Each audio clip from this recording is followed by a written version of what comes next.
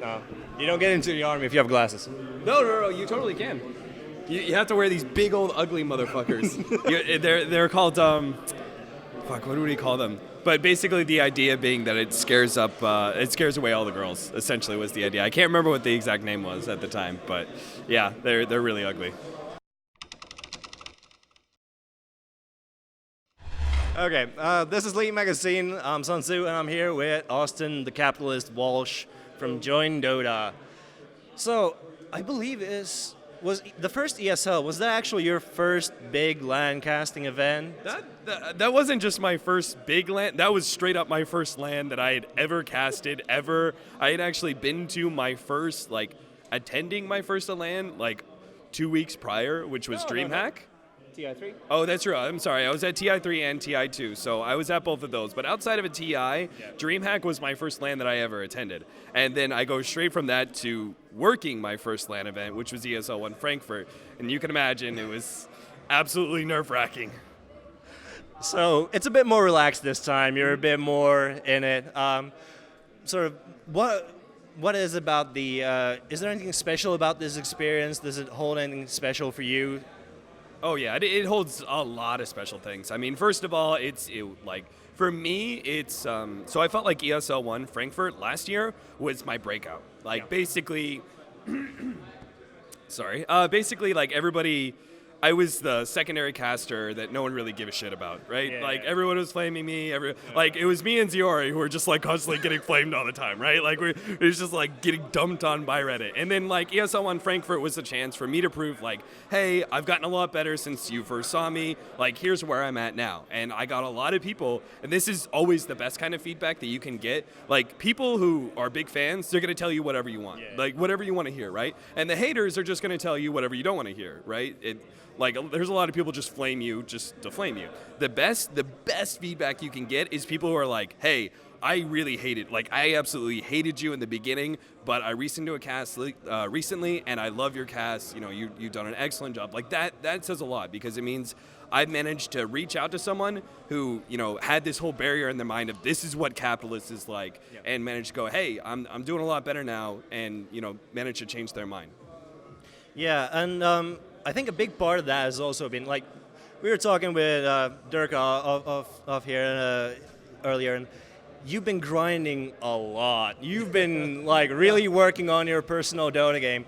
Do you feel that that's really helping you as a caster? Do you feel like you're way more knowledgeable about the game now than you were when you started?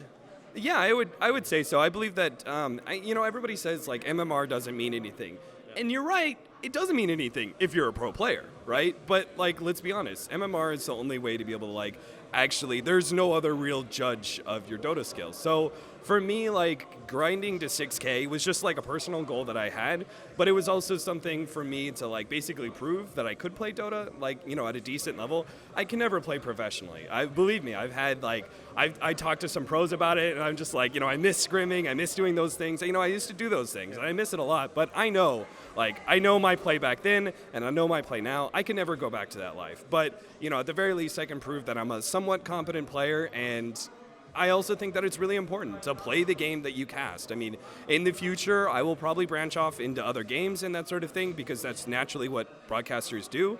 But I think that it's so incredibly important to actually know your game inside and out, especially in the MOBA genre, which is obviously so complex. Do you think it feels like every caster is really pushing for that MMR recently? You hear a lot more talk about it than you did in the first couple of years.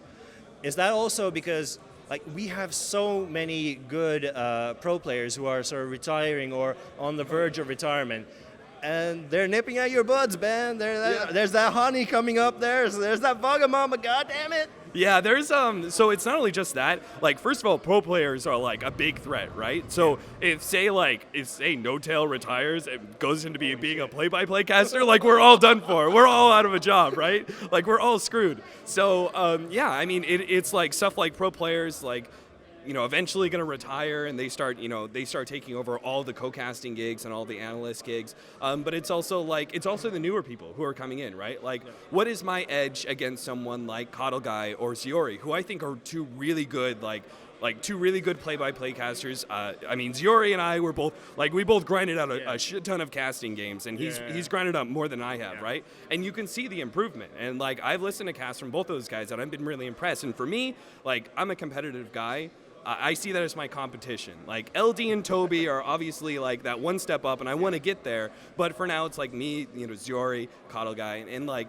It's that competition, right, that drives you to be better. Well, what do I have over them? Well, I'm a better player at the very least. So, they do some things that, like, for example, Kata Guy's an amazing host. I can never feel comfortable on camera like he does, right? And that's something he has a huge advantage over me. So it's like, I got to emphasize my strengths. And, my strengths is I play the game at a decent level. So I hope I can be able to bring that analysis. And I hope that's just that little extra that I can give over, them. And then, like, somebody like OD Pixel, right? Like, that's new talent that is coming in. And he's made a huge splash. And I'm super happy for the guy. I mean, I'm not gonna lie, I'm a little jealous sometimes. The way he gets Reddit thread after Reddit thread, and I'm just like, oh god, I've only gotten one Reddit thread that was at all successful, and he just like reams them in. But it's for a reason, man. He's good. He's really good. He's got natural talent like Toby does. Absolutely. And guys, get Capitalist a Reddit thread. Like, come on, he's done his work. He deserves it. Dude. No. Actually, I feel like So I think this way on both sides of the table, but I feel like Reddit threads, both shoutouts as well as complaints, are not helpful for casters that much, right? So if it's a new caster or it's somebody like, say Ziori, he got shit on all the time, and then when he does get a Reddit thread, like that means a lot to him because he got shit on so much. At the same time, though, I feel like those sort of threads usually aren't really that helpful for a caster. I feel like you want to make sure that you're kind of grinding it out, and you don't want to get too big of a head if you're getting too much love, and maybe you feel like, oh, I've kind of done it. Like, you want to keep up that grind. At the same time, you don't want to be hit with bad thread after bad thread of like, oh, your casting sucks. Like I obviously I experienced some of that, but like shout out to Ziori, man. He experienced like 5 times worse than I ever did. So that's got to play. I mean, I know from my personal experience, it didn't help, man. It's you just kind of ignore it, but some of that stuff does get under your skin. So. This has been Leap Magazine. You can find us at www.leapmag.com. If you like us, subscribe to the magazine, and we'll see you later.